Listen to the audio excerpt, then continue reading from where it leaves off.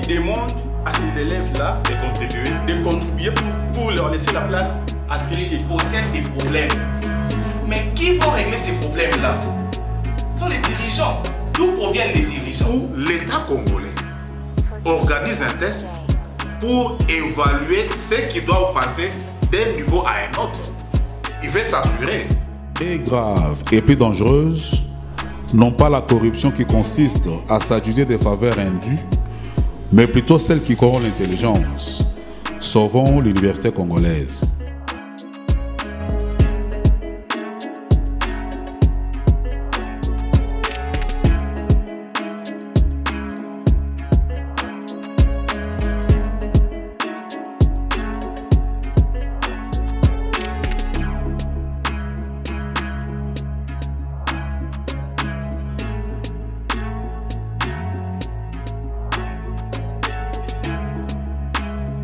Un tableau spécial pour un public spécial avec un thème tout à fait spécial, l'université. Est-ce qu'autour de cette table, il y a quelqu'un qui n'a pas fait l'université? Jérémy, c'est votre cas? Ben? Non, c'est le cas. D'ailleurs, je suis étudiant à l'université de Kinshasa, bien que c'est anticipatif, mais suite à la petite provocation, nous devrions réagir par rapport à ça. Très bien, c'est ce que nous allons vérifier. On voudrait parler aujourd'hui de l'université au Congo. Bilan et perspective. En d'autres termes, la question que nous allons aborder, c'est celle d'évaluer l'importance et l'apport de l'université congolaise dans le développement du pays. L'intelligence est la première matière grise d'un peuple. Et l'université est le moule dans lequel cette intelligence est forgée. Nous allons essayer de voir aujourd'hui, 62 ans après l'indépendance, si réellement l'université congolaise, d'une manière globale, est à la hauteur des attentes et des défis sociétaux qui s'imposent au pays. Pour en parler, nous recevons sur ce plateau le conseil universitaire.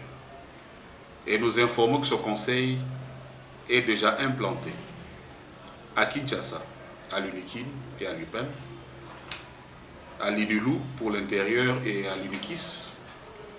Il y en a aussi, je crois, Monsieur le Président, c'est Kananga et tout. Et même à l'UNIKIN, ici à Kinshasa, ce n'est pas fini. Oui. Parce qu'il y a aussi l'université catholique du Congo. Oui. Il y a l'UPC, oui. C'est déjà implanté. Oui. Mais dans les provinces aussi, oui. C'est aussi déjà implanté. Il y a l'exemple de l'UNILU, l'UNIKIS, et même en dehors du pays, à l'étranger, c'est déjà... Avec l'Église de Lorraine. Effectivement, en France. Quel est l'objectif que poursuit le conseil universitaire? Pourquoi vous avez voulu vous liguer en conseil? Et on vous appelle des conseillers. Vous voulez faire quoi? Effectivement, merci pour la question. Le conseil universitaire n'est qu'un concept, mais qui renferme beaucoup de réalités. Au vu de la situation actuelle, que ce soit au niveau politique, économique, à la situation actuelle de notre pays, nous sommes l'universitaire congolais qui a été longtemps laissé en marge de ces réalités, a voulu maintenant, par le conseil universitaire, réaffirmer son autorité, son engagement pour le développement du sud du pays. C'est pourquoi nous nous sommes réunis, beaucoup d'universitaires congolais, que ce soit des universités qu'on a citées, que ce soit de Kinshasa, des provinces ou de France, et ça va continuer à se perpétrer comme ça. Nous nous sommes dit de commencer à donner nos avis, à proposer nos solutions pour aux problèmes auxquels sont confrontés notre pays. Très bien, mais si on doit vous faire confiance sur cette lancée, il faudrait qu'on définisse d'abord l'université. Au Congo, avons-nous une université qui fonctionne? Merci pour la question. Au fait, sur cette question, il faut qu'on puisse commencer à nous débarrasser de certaines tares. Il faut qu'on puisse d'abord commencer à s'entendre sur les principes. Nous définissons le concept université et dans le sens du mot, université dans le sens premier, quand on parle de l'université, nous tous nous savons qu'on voit un centre d'apprentissage et ça peut se limiter, bon, juste dans un centre d'apprentissage hein, pour nous préparer à la vie professionnelle et tout. Mais au sens technique, lorsque nous entrons dans la réalité, nous voyons plutôt l'université comme un centre de formation, un centre de stage qui prépare les étudiants, c'est-à-dire ceux qui sont à l'université, ceux qui étudient à l'université, à faire face aux problèmes, que ce soit politique, économique, selon leur domaine, auxquels est confronté notre pays. C'est ça l'université. Et à la question de savoir si au Congo nous avons des universités, comme nous avons parlé de l'université, excusez, sous plusieurs sens, attendez qu'il termine, vous aurez la parole. Oui, rapidement, voilà. Oui. Au sens primaire du mot, le Congo possède beaucoup d'universités. Mais lorsque nous entrons dans la réalité de ce qui s'est fait, pour préparer les étudiants à confronter, à proposer des solutions aux problèmes auxquels fait face notre pays, je doute fort que nous puissions avoir vraiment des universités. Oui, c'est son point de vue. À la même question, qu'est-ce que vous répondez? Moi, je voulais juste intervenir un peu lorsque vous dites c'est quoi l'université en RDC. Oui. D'abord, l'université, il y a un mot qui sort de là, c'est l'univers. Oui. Cela veut dire que c'est un lieu de formation où on forme des gens, excusez pour la tautologie, à confronter le problème de la société, de l'univers. Donc, il y a des écoles. Chez nous, ici, il y a des centres de formation. L'université, c'est quoi? L'université, c'est un lieu où on fait l'étude de cette commune. On dit, dans cette commune, il y a tel problème, tel problème, tel problème. On crée un centre de formation, c'est ça l'université, pour que les gens qui vont finir là-bas puissent résoudre ces problèmes-là de la société.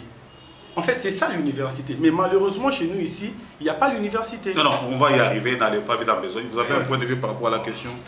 Moi, mon point de vue par rapport à l'université en général, je dis que l'université est un centre, comme mon père a dit, centre de formation, qui permet aux jeunes Congolais, disons, aux étudiants, qui inspirent à une vie professionnelle, oui, de se préparer. Et toutes les capacités intellectuelles ou autres qu'un étudiant peut avoir pour affronter la vie professionnelle, on les trouve dans l'université.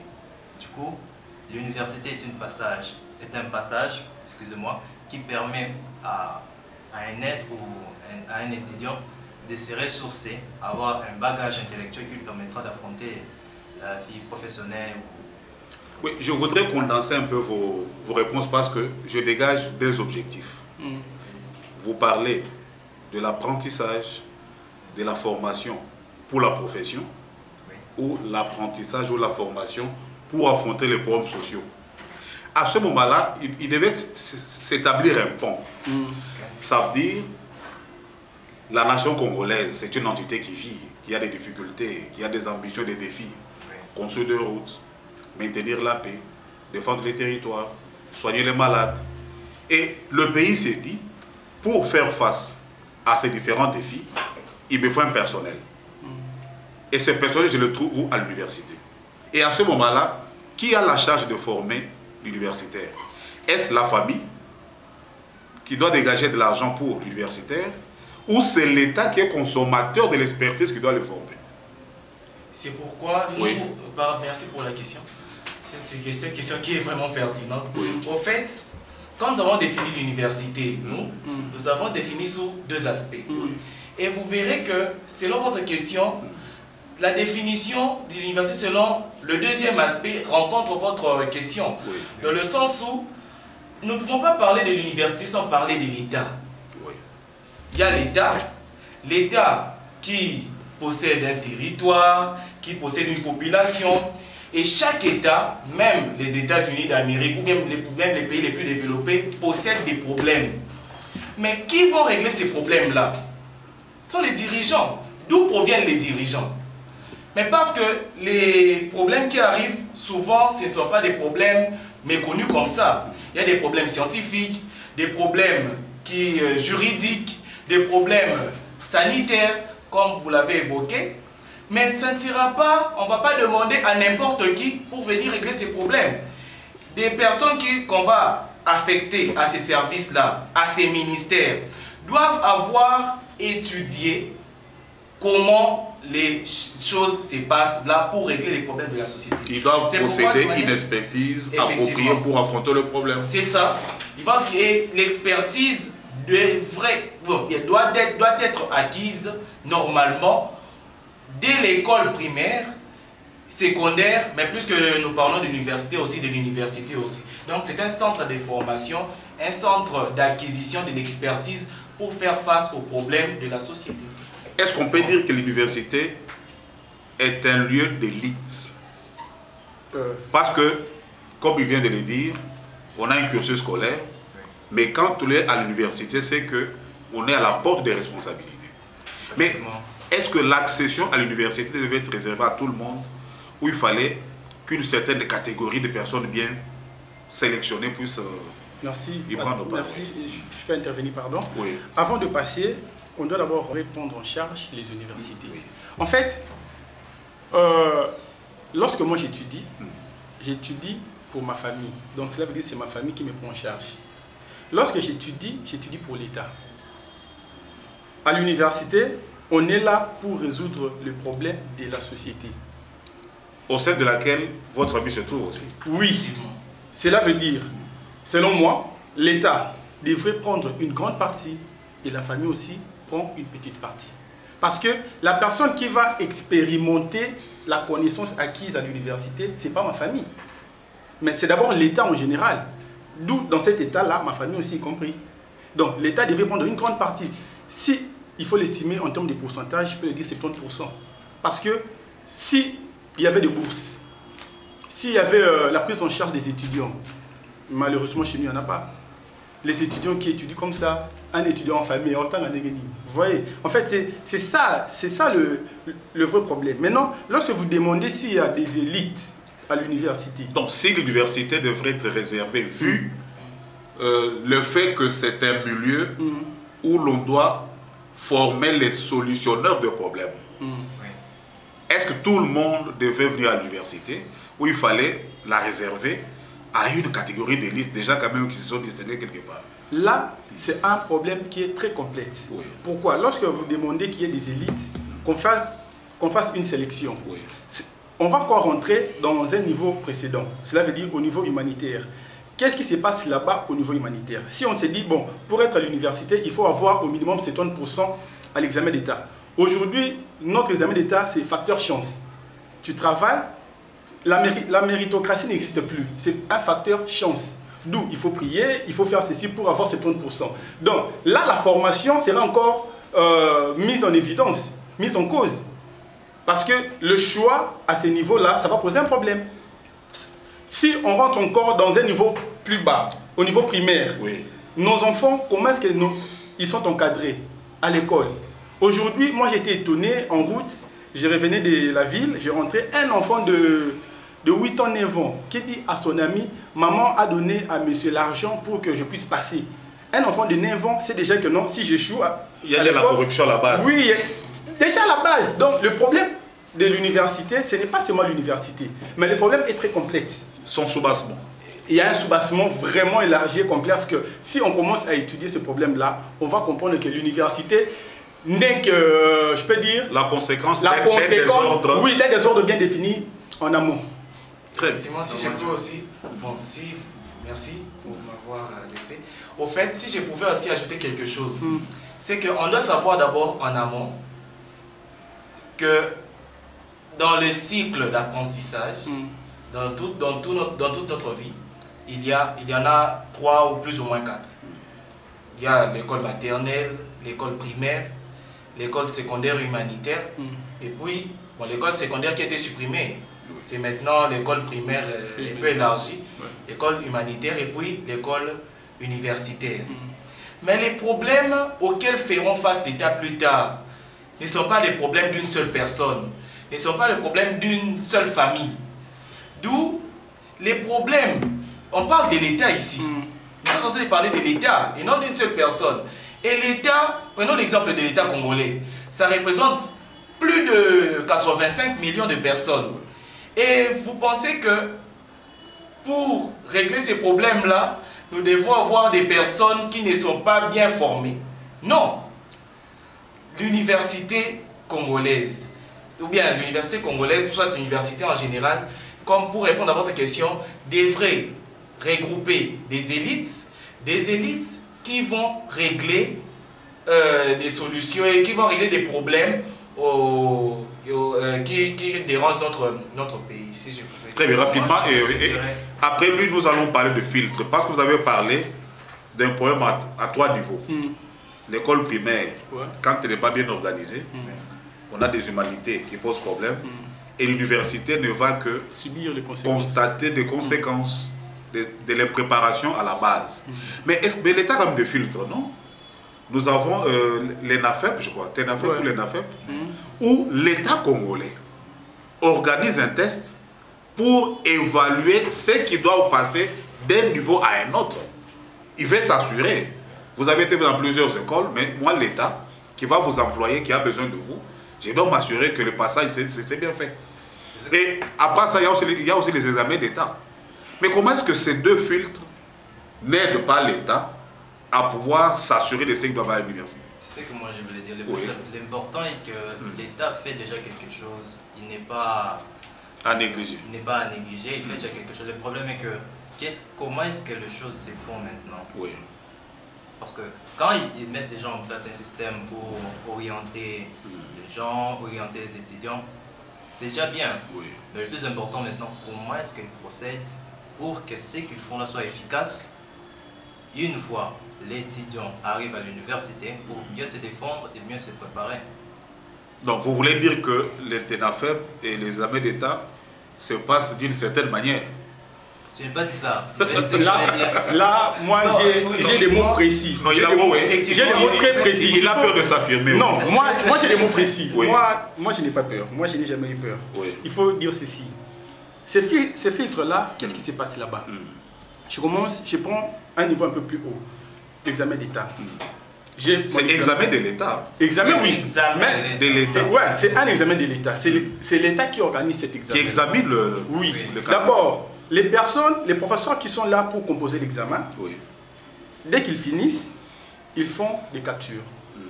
Ils rentrent à la maison et ils donnent d'abord à leurs élèves privés. Ça s'est fait. Aujourd'hui, ça s'est fait. C'est une chose qui est normale. Donc, et comment normal? Une chose qui est anormale au Congo, on le trouve normal. Excusez-moi. Oui. Et pendant l'examen, les surveillants, entre guillemets, les gens qui devaient surveiller... Que l'État a placé pour s'assurer qu'on ne triche pas. C'est eux-mêmes qui demandent à ces élèves-là de contribuer pour leur laisser la place à tricher. Au lieu que les surveillants surveillent les élèves, les surveillants surveillent les professeurs qui sont dehors. Et ils surveillent ceux qui peuvent venir déranger les élèves. Ouais. Les empêcher à tricher. Oui. Et une fois que... Donc, ce sont des facilitateurs de la tricherie. Ouais. Maintenant, à ce niveau-là, lorsque vous demandez les filtres, et je prends les examens d'État, je les mets à côté. Je prends maintenant la correction. Qu'est-ce qui se passe là-bas? Les écoles demandent l'argent de suivi aux élèves. $50, $100. Suivi, explique-nous, suivi comment? J'ai passé mon examen, j'attends le résultat. Qui va suivre? Mes parents vont suivre pour s'assurer que j'ai bien écrit mon nom? Non. Ou il y a un devoir particulier là-dessus? L'école doit faire le suivi pour s'assurer que tous ces élèves doivent réussir. Même s'ils n'avaient pas réussi. Oui. Même pendant les inscriptions, vous verrez une école qui vous écrit, excusez, 100% sûr. Ce n'est plus l'élève qui amène le 100% à l'école, mais c'est l'école qui donne le 100% aux élèves. L'élève vient recevoir un cadeau de 100%. Oui, donc le fait déjà d'être à l'école, dans cette école-là, je sais déjà qu'ici je vais réussir. Donc, passer un examen ou pas, je connais un cas, un élève, un ami, qui n'a fait qu'un jour de l'examen d'État, et les 3 jours, il s'est absenté, mais il a réussi aux examens d'État. Mais donc, le problème des filtres, ce n'est pas ça le plus grand problème. Le problème est que l'homme qui est au centre de la gestion de l'éducation, comment doit être cette personne-là? La personne doit même aller à l'enseignement primaire, secondaire, universitaire, il y a à boire et à manger. Un inspecteur qui vous surprend à l'école, comme il vient, il vous dit je n'ai pas de transport. Un inspecteur. Quelqu'un qui doit vous inspecter, mais il quitte sa maison pour venir dépendre de vous. Mais maintenant, cette personne-là, une fois qu'il est devant un pot de vin, des suivis. Mais c'est un problème très sérieux. Donc on ne peut pas parler de l'université sans parler de base. De la base. Effectivement. Très bien, oui. D'où, pour rebondir sur ce que vous étiez en train de dire, nous allons déjà rappeler que lorsque nous avons pris la parole pour la dernière fois, nous avons démontré la nécessité de la sélection des élites pour accéder à l'université. C'est fondé. Donc c'est un troisième filtre. Oui, c'est un troisième filtre. Oui, ça se passe comment? On va aller de filtre en filtre, sans pourtant comprendre le problème. Mais le problème, ce n'est pas dans le concept. Nous disons filtre, oui. Mais est-ce que le concept reflète la réalité qui est cachée, que le concept en question est censé démontrer? Au Congo, non. Nous parlons de filtres ici, oui. Nous parlons de sélection, oui. Nous parlons d'examen d'État, oui. Mais quel est le fond? Est-ce que c'est vraiment un examen? Notre camarade l'a bien souligné. C'est qu'il y a la nécessité de sélectionner les élèves ou bien les personnes qui vont accéder à l'université. Mais il faut voir comment se passe cette sélection. D'abord, au niveau des centres d'examen d'État, pour la passation de l'examen de l'État en question. Parce que c'est l'État qui examine, c'est pourquoi même la nécessité de l'État intervient dans ces examens-là. L'État a besoin des personnes qui vont résoudre ces problèmes dans le futur. C'est pourquoi il dit quoi? Non. Pour ne pas avoir toutes les personnes qui vont commencer à régler mes problèmes, qu'est-ce que j'ai fait? J'organise des examens. Pour tester le meilleur. Effectivement. Et ceux qui vont réussir vont accéder à l'université. Et quand ils vont réussir à l'université, ils vont commencer à régler mes problèmes. Mais qu'est-ce qui se passe là-bas? Les moyens utilisés pour la passation de ces examens sont inefficaces. Ceux qui sont censés surveiller sont devenus des facilitateurs de tricherie, comme notre camarade le disait. C'est vraiment déplorable. Et ça ne commence pas seulement au niveau de l'examen d'État. Ça commence au niveau même de l'ENAFEP à présent. C'est vrai, et c'est devenu comme vraiment une coutume. Il y a des gens qui font des suivis. Il y a des gens, comment vous voulez quelqu'un qui va résoudre les problèmes de l'État au futur, mais dans la salle d'examen, il est là, il ne fait que dormir et attendre des messages qui vont lui envoyer des gens qui vont lui envoyer des réponses. Et il ne se cache pas. Pourquoi? Parce que le surveillant qui est là, tout le monde est au courant, c'est un système. C'est un système. Même les chefs des centres, est au courant que non. Dans des salles d'examen, il y aura ça. Effectivement. Et les surveillants, qui n'a que le concept surveillant, mais à l'intérieur, la réalité je crois facilitatrice. Que la petite brèche nous a aidé à comprendre que l'université, c'est un troisième palier, mais qui dépend de deux premiers. Effectivement. Donc, si déjà les deux premiers, c'est comme quelqu'un qui a raté la première et la deuxième marche, faire un pas à la troisième, il risque d'avoir des déchirures. Mais maintenant, on se pose la question. Déjà, vous y avez répondu. Lorsqu'il y a inscription à l'université, on demande la constitution du dossier. Et là-dedans, vous devez amener votre aptitude physique, bonne vie et mœurs, et amener votre diplôme. Même à ce niveau-là aussi, il y a aussi des problèmes. Ça ne peut pas aider à savoir qui vaut la peine, qui ne le vaut pas. Bonne vie et mœurs, lorsque vous dites bonne vie et mœurs, aptitude physique, en fait, ce sont des examens qu'on doit faire. Est-ce que... Pas des spécialistes. Mais oui, mais lorsque vous partez, vous demandez qu'on puisse avoir l'aptitude physique à la commune. Bonne vie et mœurs à la commune.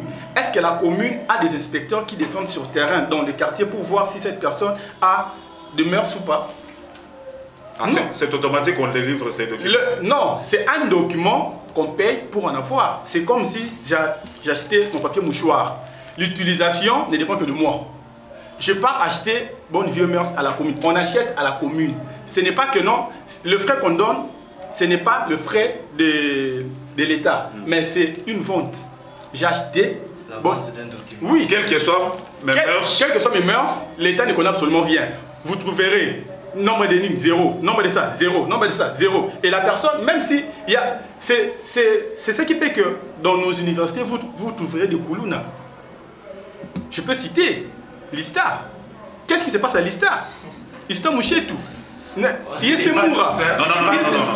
n'est pas tout ça. Non, je retire ça parce que... Non, ce sont des surnoms qu'eux-mêmes ont donnés. Non, il ne faudra pas généraliser le cas particulier. Non, je n'ai pas... Bon, excusez-moi. L'ISTA, c'est une grande institution que nous respectons. Mais c'est une réalité. Moi, je parle de la réalité. C'est une réalité ou pas? Oui, c'est une réalité. À 17 h, vous les trouverez sur le boulevard Poiloux en train d'arrêter de... Non, quelques-uns là sont des détails évoluants. C'est pour dire que la bonne vie et mœurs, ces documents-là, n'est qu'achetable, sans condition. Ça n'atteste pas de ça n'atteste rien. Oui, je pense que l'université, en tant qu'administration, eux-mêmes, ils ont le droit de prendre qui ils veulent. Même si vous avez étudié dans quelle école, mais une fois que vous avez un document, l'étudiant lui-même a le droit d'aller choisir l'université là où il veut s'inscrire. Mais c'est moi que l'université aussi, ils ont leurs principes. Ce n'est pas pour rien qu'il y a des tests d'admission. Là aussi encore, vous me direz encore que nos filtres ont tellement de contrôle que tout le monde il y a des recommandations, mais non. À ce niveau-là, il y a des recommandations. L'enfant d'été, il passe directement. Très bien, on évolue. Oui, mais l'universitaire lui-même, est-il conscient de tout ce que nous disons? Qu'il est envoyé à l'université pour aller acquérir des outils qui vont lui permettre de résoudre le problème de la société. Parce que je suis tenté de conclure juste à ce niveau pour dire la qualité de l'université peut déterminer la qualité de l'État. Oui. C'est comme pour une équipe de football. Un club qui veut remporter de grandes coupes mise sur la bonne sélection de joueurs. C'est pourquoi vous voyez des clubs qui achètent des joueurs à des millions parce qu'on veut s'assurer de la capacité de l'équipe. Mais lorsqu'on est allé acheter des aveugles, excusez-moi, je ne m'attaque pas à cette catégorie, pour une équipe de football, des sourds et des boiteux, et que vous construisez une équipe pareille, je crois que le Congo, semble-t-il, se spécialise dans cette sélection négative en détruisant lui-même les filtres qui pouvaient l'aider à s'assurer de la bonne qualité des étudiants. Est-ce que l'universitaire lui-même est conscient? Quand vous le regardez, ne parlons plus de l'instruction, parlons de l'homme. Aujourd'hui, quand vous mettez un universitaire là, un universitaire, est-ce que vous sentez la conscience de quelqu'un qui est à la porte de la gouvernance de demain, qui sera ministre, qui sera député, qui sera ainsi de suite? Vous le sentez? Bon. À la cité, oui. Merci beaucoup. Au fait, je crois que nous sommes en train de parler des problèmes qui rongent non seulement l'université, mais l'universitaire congolais. Oui. Et à la question de savoir sur la conscience de l'universitaire congolais à présent, moi je ne pense pas. L'universitaire congolais n'a pas cette conscience-là. L'universitaire congolais ne sait pas qu'il est là pour acquérir des outils qui vont lui servir à régler des problèmes du pays. L'universitaire, dès qu'il arrive à l'université, son seul but, que j'ai mon diplôme de licence, c'est fini, à Longinae, c'est fini. Donc le seul objectif, comme vous l'avez dit, ce n'est que la collation. C'est un problème. Et moi j'aime beaucoup cette émission parce que nous voyons plus la réalité que les concepts. Et ce qui nous permet aussi de toiser les vrais problèmes du sujet, au lieu d'aller dans une gestion que j'appelle paracétamoliste. On donne juste des calmants à la population, mais sans entrer vraiment en détail. Les plus grands problèmes, comme nous l'avons dit, ça doit commencer dès la base. Pour régler les problèmes de l'université, ou même de l'université congolais, tout doit commencer par le commencement. C'est-à-dire, quand vous avez déjà quelqu'un, vous savez, vous lui dites que non, pour réussir, vous devez donner à cet inspecteur ça, vous devez faire ceci. Et à l'université, ça se perpètre comme ça. C'est vrai, c'est une réalité malheureuse. Même à l'université, ça continue, les points financièrement transmissibles, jusqu'à aujourd'hui, ça se dit. Ça se dit. Donc, un étudiant qui sait que je ne dois pas travailler pour réussir, mais je dois faire ceci, faire cela, c'est un problème. Mao Tse-tung, pour le développement de la Chine, n'a pas commencé directement à diriger, à donner des lois. Non, il a commencé d'abord par l'instruction. Mao Tse-tung. Et actuellement en Chine, un élève, il y a un concours là qu'ils sont en train d'organiser pour voir comment ils sont en train de préparer l'avenir de cet État ou même le développement.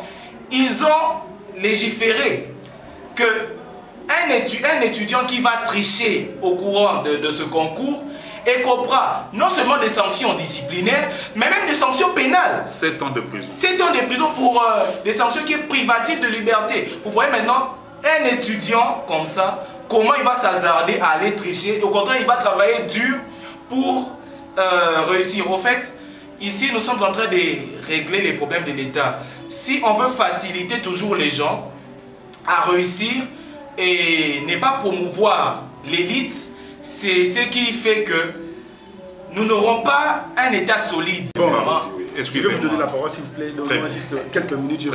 Cette partie, c'est un point très important. Oui. C'est qui un universitaire? Oui. Ça, c'est vraiment un point qu'on devrait même commencer par là. Oui. Il y a une différence entre une personne intelligente et une personne qui a la connaissance. Oui. Un universitaire, c'est une personne qui doit être intelligente. Cela veut dire, la connaissance, c'est tout ce qu'on apprend. L'architecture, les informations. tout ça, oui. Mais l'intelligence, c'est une capacité psychique qui permet à l'homme de trouver des solutions aux problèmes. Mais maintenant, qu'est-ce qui se passe chez nous? Ici, chez nous, on n'a plus besoin de l'intelligence, mais on a besoin que de la connaissance.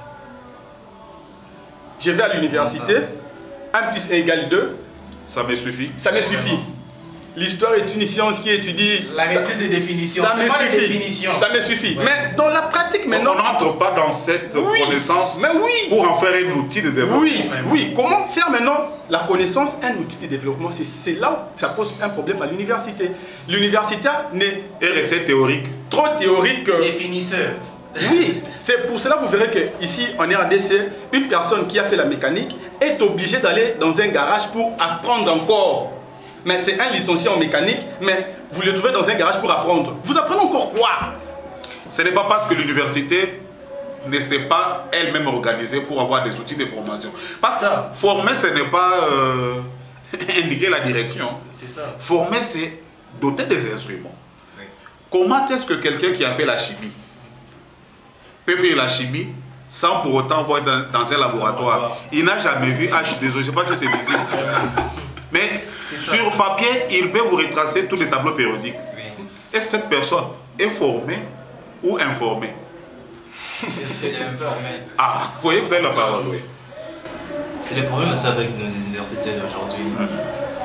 On est trop exigeants envers eux, mais ils ne sont pas équipés. Oui. Comment est-ce qu'ils vont former des vrais universitaires pendant qu'ils ne sont pas équipés? Moi, j'étais à l'UPEN. Donc je me dis que le laboratoire, il y a le département de la médecine, tu vois. Mais les étudiants n'ont jamais été dans le laboratoire. Ah mais en quoi sont-ils médecins? C'est ça, nous... C'est comme un joueur qui n'a pris le football qu'au tableau. C'est ça. Mais qui n'a jamais été sur un terrain. C'est ça.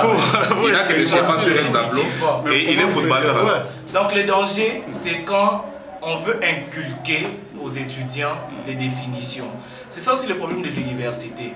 On se limite à apprendre des définitions, ce qui fait qu'il y a maintenant une certaine diffusion de l'instruction universitaire. C'est-à-dire, l'universitaire ne se retrouve pas, bien qu'il n'a pas conscience, mais les peu qui ont conscience voient, ah non, dans quel cas, j'ai fait que définir des concepts là-bas. Qu'est-ce que ça m'apporte? Et qu'est-ce qu'il fait? Il va maintenant chercher de gauche à droite comment avoir des connaissances comme ceux que vous avez évoqués, et notamment, oui, effectivement. Donc, on devrait aussi concilier la pratique et la théorie, mais c'est qu'il relève aussi, c'est une bonne chose, parce que dans les problèmes que nous avons pour l'université, nous ne critiquons pas juste pour critiquer, mais pour apporter des solutions. Ouais. Et en apportant des solutions, nous voyons que l'université a vraiment un problème de moyens qui nécessite vraiment un appui. Ce n'est pas seulement un problème de moyens. Il faut que l'État puisse nous définir un vrai système éducatif.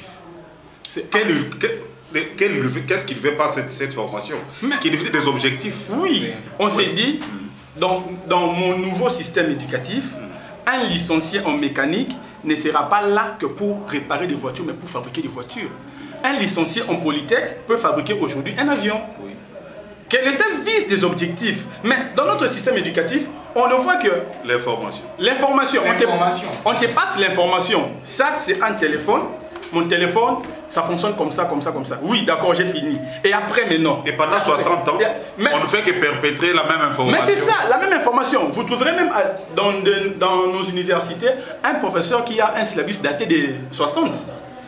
C'est pourquoi on dit que l'État congolais actuellement reflète l'image de l'université congolaise. Mais c'est ça. C'est ça. Quand vous voyez déjà, il y a des agronomes. Oui. Mais l'agriculture en RDC. Ça pose un problème. On a des étudiants en pétrole et gaz. Mais nous ne produisons pas des pétroles. C'est un point très capital. C'est la source même du développement de ces pays. L'agronomie. Qu'est-ce que l'État mise dans l'agronomie? Écoutez, allons précisément. Vous voulez dire que tout ce que l'État est en train de former, il ne fait que les informer, au point qu'ils ne savent pas transformer cette information en formation. Effectivement. Donc il y a un déficit d'expertise. Parce que nous l'avons dit, que l'université n'a d'importance que lorsqu'elle a de l'impact sur le social. Ça veut dire 85 millions de terres arables, on n'importe pas l'oignon. C'est ça. Je peux intervenir par et même il y a plusieurs. IBTP pendant longtemps, même pour poser un saut de mouton, il fallait que aux Chinois. Faculté des maths info. Oui. Aujourd'hui, nous parlons du numérique. On a des facultés de maths info dans plusieurs universités. Mais dites-moi quel secteur est numérisé ici en RDC. Il y a plusieurs... on a encore plusieurs défis à relever. Et surtout pour les universitaires, qu'ils puissent prendre conscience qui ne sont pas là juste pour leur diplôme, qui ne sont pas là juste pour la collation, mais qu'ils sont là pour régler, pour s'outiller et régler les problèmes sociaux auxquels fait face notre État. Tout à l'heure, on a parlé de la conscience. Oui. Bien sûr, l'université n'a pas peut-être de moyens pour mieux former, ou l'État n'équipe pas, mais l'universitaire lui-même... Il peut se former lui-même. Il peut se former. Il y a l'auto-formation qui existe. Dès lors que tu es conscient de ce que tu veux être, de ce que tu peux apporter à l'État, tu peux te former toi-même.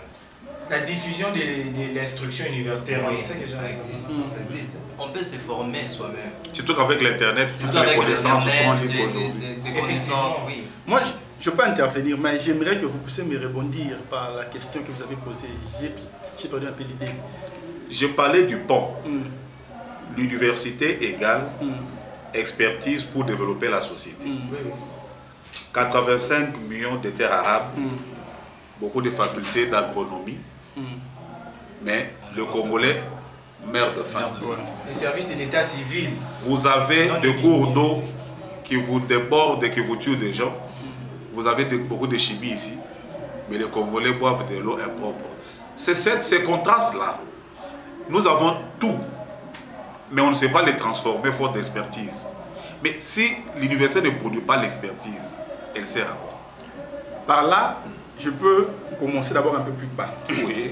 En fait, l'université, c'est un lieu où on apprend à résoudre les problèmes de la société. Oui. Je reviens dans notre pays. Quels sont les différents problèmes de la société? Et quelles sont les facultés qui sont à l'université? Oui. Vous trouverez le droit, oui. Vous trouverez l'économie, oui. Vous trouverez la médecine, oui. Vous trouverez l'informatique, où il y a beaucoup plus d'étudiants. Oui. Or, notre problème, c'est la famine. C'est la famine, c'est l'agriculture, la pêche, l'élevage. Même les problèmes de droit. L'accès à l'eau. Non. L'électricité. L'accès à l'eau, l'électricité. Est-ce que l'État met de moyens pour ces facultés-là? Et ces facultés sont attractives. C'est ça. Aujourd'hui, en RDC, tout le monde veut faire deux choses. Tout le monde veut être politologue, politicien. Avocat. Non, tout le monde veut être politicien et pasteur. Oui. Pourquoi? C'est la facilité. Là où il y a une facilité, c'est là où il y a le Congolais. Là où il y a une facilité, le Congolais va regarder à 1000. C'est que notre équipe est au Zambongo. 1000 personnes mais lorsque vous leur dites, venez, préparons l'argent dans 10 ans, personne ne viendra. Hier, à Lingi Lamba, mais ça Alia. C'est ça. Au long université, mais c'est ça le plus grand problème.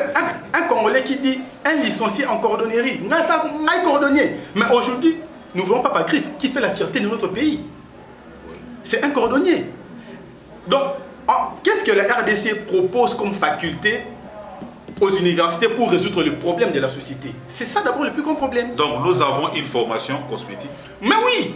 Tout le monde veut être en veste comme notre ami. Oui, tout le monde veut être médecin, tout le monde veut être journaliste, tout le monde veut être économiste. Mais tout le monde veut manger, mais on ne veut pas travailler. Oui, je comprends très bien, l'État doit faire la promotion de ces problèmes. Mais, excusez, j'ai dit ceci. L'université ne sert qu'à résoudre les problèmes de la société. On ne peut pas copier les autres parce qu'eux ont ces facultés-là par rapport à leurs problèmes. Notre problème ici, c'est quoi? Le ventre. C'est le ventre. Commencez par là. Oui, commencez par là. Former les gens à trouver la solution à ce problème-là. Donc on devait avoir une grande université d'agronomie. Oui. Effectivement. Peut-être une grande université de pêche. C'est ça. Oui. Oui, oui. Ce sont des problèmes qui sont... nos problèmes. Ce sont nos problèmes. Le pétrole, le gaz, le minéraux, la transformation. Mais malheureusement, le 3 vient après. Le 3, pourquoi le 3 vient après? Je sais que tu es le 3. N'engageons pas un débat sur la guerre des disciplines. Mais moi, je parle de nos problèmes. De nos problèmes à nous. Ce sont des problèmes primaires qu'on ne peut pas les nier. Bon, nous chutons vu le temps qui nous a été imparti. Je sais que c'est une émission passionnante. On ne sera pas tout abordé aujourd'hui, mais j'aimerais que nous puissions résumer. L'université congolaise, en un mot, est-elle compatible avec le Congo ou c'est une université extravertie? La compatibilité avec le Congo, oui. Avec le Congo actuel, moi je dirais oui.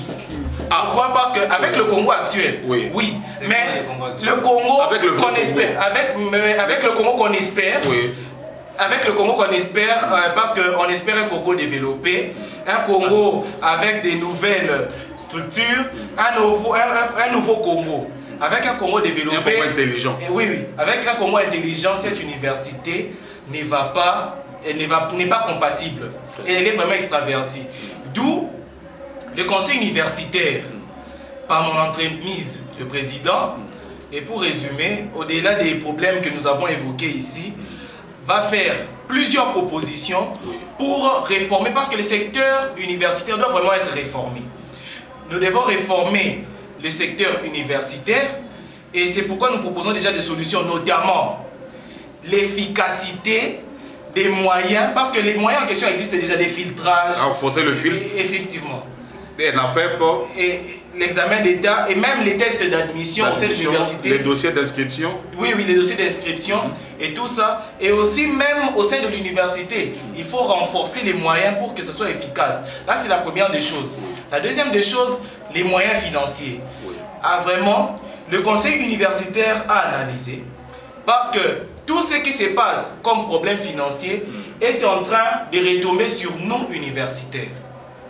Pourquoi? Parce que lorsqu'on ne paye pas bien les professeurs, ça occasionne des grèves. Comme vous le savez actuellement, l'UNIKIN est en grève. Et tout ça, ça pose problème sur la qualité de l'enseignement, même sur le niveau d'un universitaire. C'est un problème majeur qu'on ne doit pas laisser. Dans ce cadre-là, nous avons vu que l'université, comme partout d'ailleurs, ça se fait déjà partout ailleurs, ne doit pas être comme un secteur centralisé sous la tutelle. Moi je pense que l'aspect économique ne doit pas être laissé sous la tutelle du ministre des SU ou quoi. Nous proposons, pour éradiquer totalement ce problème de grève, que le budget, que l'université d'abord congolaise commence à avoir un budget automatique. Donc un budget automatique. Vous voulez que vous prônez l'indépendance économique de l'université. Effectivement. Donc, que des lignes budgétaires soient directement votées par le Parlement. Effectivement, oui. Et que l'université touche son argent à la banque centrale. Effectivement. Sans passer par les politiques. Parce que l'université produit des recettes. Oui. Oui, parce que les étudiants payent chaque année. Que ce soit les frais d'inscription, commençant par les frais d'inscription, les frais académiques, ou les frais d'enrôlement et n'importe quel autre frais. L'université produit des recettes. Qu'un budget soit prévu au niveau déjà même de l'Assemblée nationale avec la loi des finances. Que la loi des finances puisse prévoir déjà un budget constant, autonome pour le déroulement des activités de l'université. Ça va épargner. D'abord, ça va sécuriser les ministres de tutelle. Parce que les ministres sont toujours tentés, nous le savons. Ne parlons pas de l'actuel, mais les ministres sont toujours tentés lorsque c'est en leur possession avec certaines pratiques et ensuite ils seront, on va les voir quelque part. Donc, ça va non seulement les sécuriser, mais éviter de sorte qu'il y ait des grèves à répétition qui vraiment diminuent la qualité de l'enseignement. Et à part ça, il y a encore plusieurs autres propositions, mais comme le temps est imparti, nous avons laissé la parole aux autres camarades pour s'exprimer. Mais en résumé, c'est ça. Pour que nous puissions avoir un État congolais développé et intelligent, tout doit commencer de la base. Nous devons éviter à donner des solutions superficielles aux problèmes qui ont vraiment touché racine, qui ont vraiment pris de racine dans notre État. Donc, nous devons lutter, trouver des vrais problèmes comme nous avons fait ici. Et ces solutions que nous proposons ne sont pas des solutions paracétamolistes. Très bien, rapidement, en une minute. L'université congolaise, dire que l'université était compatible avec les Congo, moi je dirais oui, parce que déjà, si vous regardez très bien dans le cursus d'un universitaire congolais, on dit que pour être licencié au Congo, il faut passer 5 ans à l'université. Mais à l'intérieur de 5 ans là, vous avez remarqué que l'étudiant ne fait pas 5 ans. Il y a des années où il n'étudie pas, il y a des moments où il doit partir à l'école, il y a des moments où il y a grève, il y a tout ça. Donc, la qualité de la bonne personne que l'État est en train de rechercher, ça se diminue. Donc, on doit revoir notre système éducatif, surtout au niveau supérieur, pour permettre à la RDC et au Congo tout entier d'avoir des hommes et des femmes capables de défendre dans les années à venir. Très bien. Bon, moi pour finir, vous m'excuserez, je dirais un mot. Si l'État sabote l'université en RDC... si l'État sabote son université? Oui. La RDC d'ici 10 ans demandera encore une indépendance. Parce qu'on sera dépendant des autres. On manquera des professeurs, on manquera à qui se ressourcer. Et c'est ce qui fera qu'on sera obligé d'importer des professeurs d'ailleurs. Une fois que ces professeurs viendront ici en RDC, ils vont nous apporter leur culture. Et en mettant leur culture en place, ça va bloquer notre développement. On sera obligé de dépendre des autres pays. Il est temps de libérer ce pays. Il est temps de former l'homme congolais selon le Congo. Il est temps de parler du Congo et non du Congolais. Parce que le Congolais va passer, mais le Congo va rester.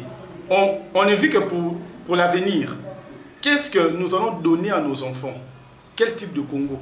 Un Congo où l'éducation est bafouée? Là, moi je demanderai juste au président de la République, il est temps de prendre ce pays en main et d'imposer un système éducatif convenable aux Congolais. Merci. Très bien.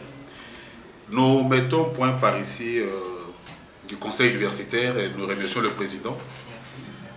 Nous l'avons accompagné, mais prochainement, je crois qu'il sera seul avec ses camarades. Effectivement. Ils étaient nombreux et juste que l'emploi du temps leur a posé problème. Nous saluons tous nos camarades de Kisangani, de Kananga, de Goma, de Lorraine en France et tous ceux qui veulent s'ajouter à ces grands plateaux et à ces grands mouvements scientifiques pour l'avenir du Congo. Bongaï Télévision a une seule mission. C'est d'aider à redéfinir l'homme congolais. Et l'homme congolais, je crois qu'on le trouve par excellence aussi à l'université. C'est ainsi que le conseil universitaire est là chaque fois pour rappeler à l'homme congolais, à l'universitaire congolais, la responsabilité que lui incombe en tant que lumière qui doit éclairer le Congolais et l'aider à avancer. Investir dans des routes, c'est bien. Dans des immeubles, c'est bien. Mais investir dans l'homme, c'est bon. Et c'est mieux. C'est ainsi que notre credo, apprendre, comprendre et défendre, a été à l'œuvre aujourd'hui. Nous avons appris que l'université congolaise est incompatible avec le besoin social du Congo.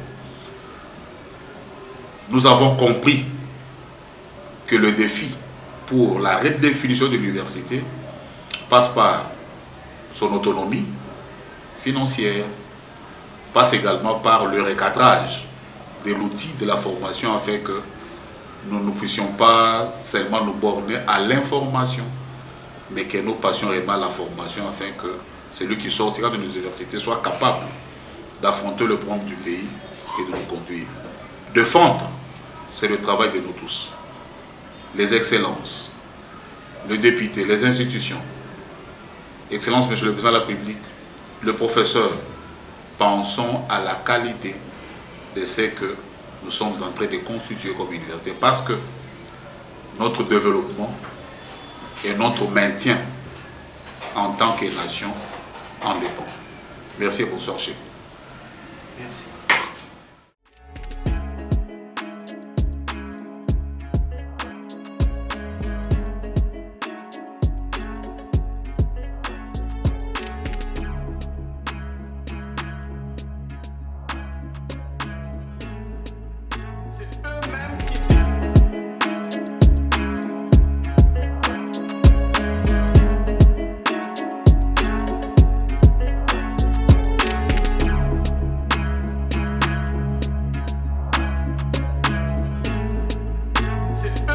Qui demande à ces élèves-là de contribuer pour leur laisser la place à tricher. Au sein des problèmes.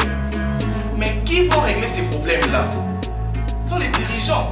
D'où proviennent les dirigeants? Où l'État congolais organise un test pour évaluer ce qui doit passer d'un niveau à un autre. Il veut s'assurer. Et grave et plus dangereuse, non pas la corruption qui consiste à s'adjuger des faveurs indues, mais plutôt celle qui corrompt l'intelligence. Sauvons l'université congolaise.